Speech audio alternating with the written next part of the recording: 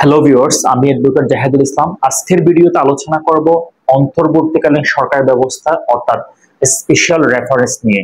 অর্থাৎ সংবিধানের যে অনুচ্ছেদের আলোকে অন্তর্বর্তীকালীন সরকার ব্যবস্থা গঠন করা হয়েছে বা অন্তর্বর্তীকালীন সরকার ব্যবস্থা রাষ্ট্র পরিচালনা করেছেন সেই সম্পর্কে আইনগত বিষয় নিয়ে।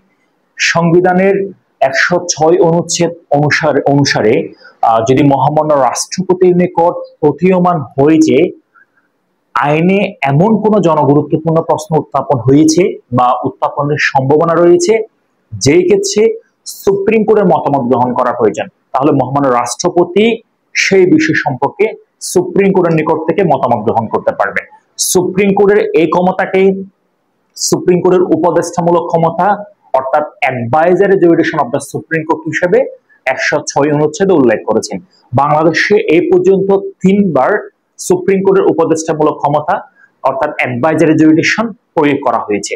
সর্বপ্রথম 1995 সালে তৎকালীন বিরোধী দল তত্ত্বাবধায়ক সরকার ব্যবস্থার দাবিতে সংসদে 90 দিন পর্যন্ত হাজির না হওয়া সংবিধানের আলোকে পদ শূন্য হবে কিনা সে সম্পর্কে, আর দ্বিতীয়বার প্রয়োগ করা হয়েছে 2009 সালে বিডিআর বিদ্রোহের ঘটনাকে কেন্দ্র করে বিডিআর জওয়ানদের বিচার বিডিআর নিজস্ব আইন অনুসারে করা হবে নাকি অন্য কোনো আইন অনুসারে করা হবে সেই সম্পর্কে, আর তৃতীয়বার 2024 সালের অন্তর্বর্তীকালীন সরকার ব্যবস্থা গঠন এবং শপথ এবং নিয়োগ ইত্যাদি সম্পর্কে এই 106 অনুচ্ছেদ অর্থাৎ সুপ্রিম কোর্টের উপদেষ্টামূলক এখতিয়ার প্রয়োগ করা হয়।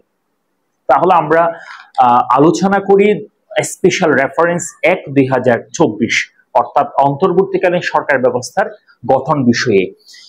ছাত্র জনতার অভ্যুত্থানের ফলে তৎকালীন প্রধানমন্ত্রী শেখ হাসিনা রাষ্ট্রপতির নিকট পদত্যাগ করেন এবং দেশ থেকে পালিয়ে যান এবং রাষ্ট্রপতি সংসদ ভেঙে দেন।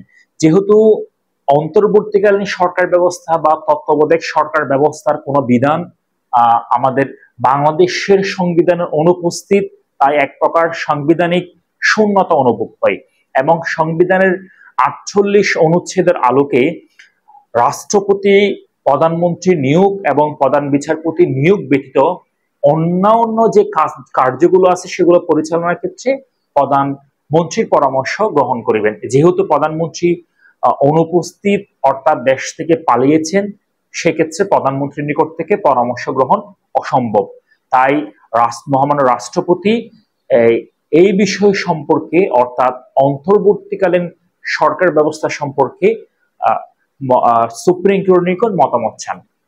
সুপ্রিম কোর্টের নিকট মহামান্য রাষ্ট্রপতি দুটি বিষয়ে মতামত চান। একটা হচ্ছে অন্তর্বর্তীকালীন সরকার ব্যবস্থার প্রধান উপদেষ্টা সহ অন্যান্য উপদেষ্টাদের নিয়োগ এবং অন্তর্বর্তীকালীন সরকার ব্যবস্থা পরিচালনার জন্য তাদেরকে শপথ পাঠ করান, এই বিষয়ে আইনগত মতামত চান। এই দুটি বিষয়ে আইনগত মতামত চান এবং সুপ্রিম কোর্ট এখানে মতামত দেন যে যেহেতু সংবিধানের শূন্যতা অনুভব এবং জরুরি ব্যবস্থার প্রয়োজনে রাষ্ট্রের নির্বাহী কার্যগুলো পরিচালনার জন্য অন্তর্বর্তীকালীন সরকার ব্যবস্থা গঠন এবং অন্তর্বর্তীকালীন সরকার ব্যবস্থা পরিচালনার জন্য প্রধান উপদেষ্টা এবং অন্যান্য উপদেষ্টাদেরকে শপথ পাঠ করাতে পারবেন। তাহলে আমরা বর্তমানে যে সরকার ব্যবস্থা আমরা দেখতে পাচ্ছি সেটা হচ্ছে অন্তর্বর্তীকালীন সরকার ব্যবস্থা অর্থাৎ সংবিধানের 106 অনুচ্ছেদের আলোকে মহামান্য রাষ্ট্রপতি সুপ্রিম কোর্টের নিকট থেকে যেই এই যে মতামত অর্থাৎ সুপ্রিম কোর্ট যেই উপদেষ্টামূলক মতামতটা প্রেরণ করেছেন, যে উপদেষ্টামূলক যে ক্ষমতা প্রয়োগ করার মাধ্যমে যে মতামতটা দিয়েছেন সেই মতামতের আলোকে বর্তমান সরকার ব্যবস্থা গঠন এবং পরিচালনা হচ্ছে। ভালো থাকবেন, পরবর্তী আমরা অন্য কোনো কন্টেন্ট নিয়ে আলোচনা করবো। আসসালামু আলাইকুম।